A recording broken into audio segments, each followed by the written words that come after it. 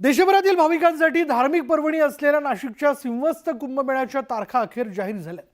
प्रयागराजच्या महाकुंभानंतर अवघ्या वर्षभरातच भाविकांना नाशिकच्या कुंभमेळ्याचा अनुभव घेता येणार आहे।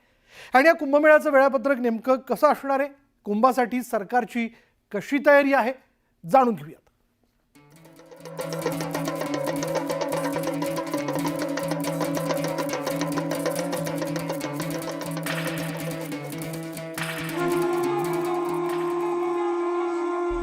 पुन्हा होणार प्रभू श्रीरामांचा जयघोष।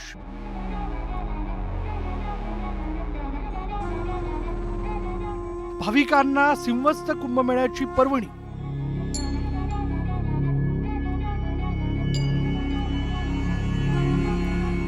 नाशिक कुंभमेळ्याच्या तारखा जाहीर।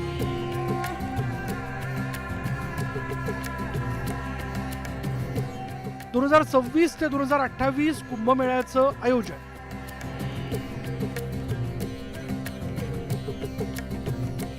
हिंदू धर्मातील पवित्र आणि भव्य उत्सव अर्थात कुंभमेळा।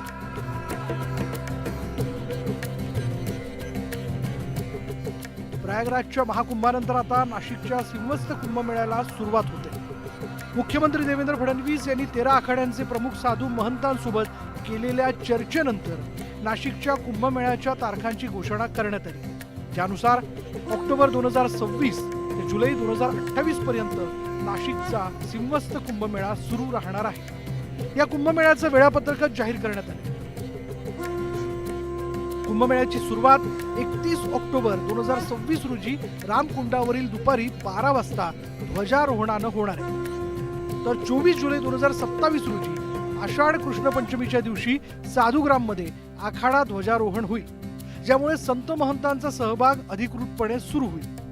या सिंहस्थ कुंभमेळ्यात नाशिक आणि त्र्यंबकेश्वर मध्ये 42 ते 45 पर्व स्नान होणार आहेत। यातील पहिलं अमृत स्नान 2 ऑगस्ट 2027 रोजी सोमवती अमावस्येच्या दिवशी पार पडेल। 31 ऑगस्ट 2027 श्रावण वैद्य अमावस्येला महाकुंभ स्नान अर्थात दुसरं अमृत स्नान होईल।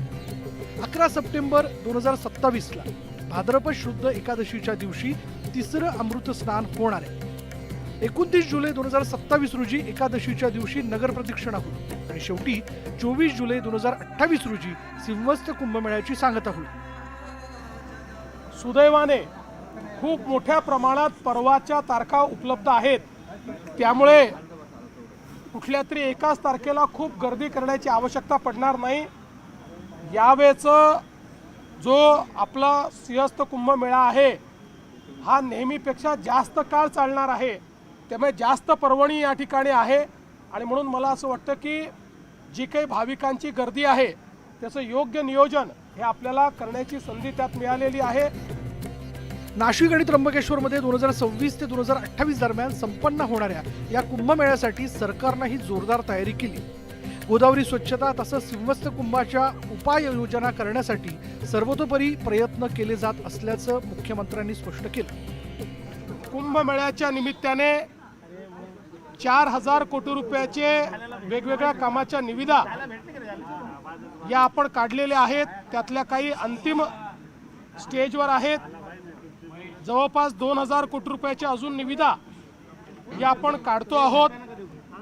प्रामुख्यानं गोदावरी स्वच्छ राहिली पाहिजे या दृष्टीनं STPचं काम असेल, त्यामध्ये जाणारं पाणी स्वच्छ गेलं पाहिजे या दृष्टीनं सर्व प्रकारचं शुद्धीकरण असेल।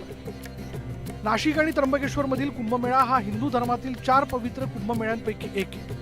प्रयागराजच्या महाकुंभात झालेली भाविकांची गर्दी लक्षात घेता नाशिकच्या कुंभमेळ्यातही गर्दीचे सगळे रेकॉर्ड तुटण्याची शक्यता आहे। त्यामुळे सरकारनं वेळीच नाशिक रामकुंड परिसरातील कमी जागा आणि त्र्यंबकेश्वर मधील झालेली दाटीवाटी सारखे अडथळे दूर करण्याची गरज आहे। शरद जाधव, न्यूज 18 लोकमत, मुंबई।